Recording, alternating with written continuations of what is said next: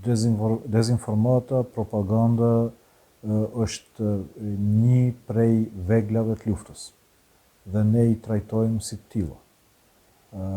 Ato janë absolutisht aktive këtu në rajon, më pak ose më shumë në vendet ndryshme të rajonit dhe janë prezente edhe këtu.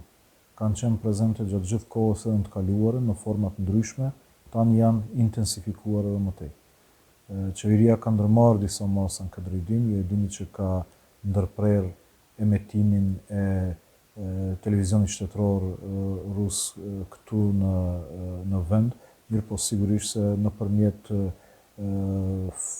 platformave të ndryshme rajonale ato vazhdojnë të penetrojnë këtu, por edhe nëpërmjet platformave vendore. Kishte një analizë të një organizate jo qeveritare e cila krahasonte numrin e publikimeve për Ukrainën dhe për Rusinë dhe ju e shihni se ka një pothuajse një baraspesh në këtë drejtim.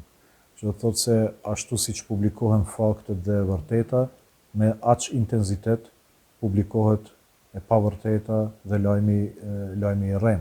Që do thotë se është një intensitet i cili është veç më i rrezikshëm në krijimin e opinionit publik, në keqpërdorimin e emocioneve të njerëzve.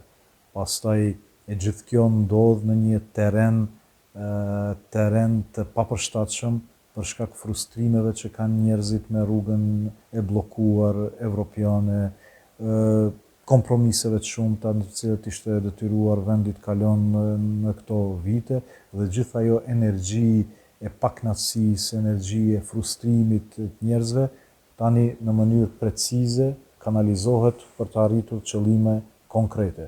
Në një të thyhet besimi ndërmjet njerëzve dhe institucioneve.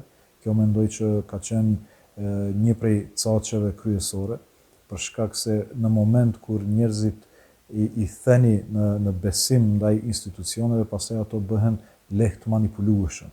Pastaj institucionet bëhen të parëndësishëm në marrjen e vendimeve, në rekomandimin e vendimeve konkrete dhe pastaj kjo e vështirëson qeverisjen, menaxhimin në përgjithësi.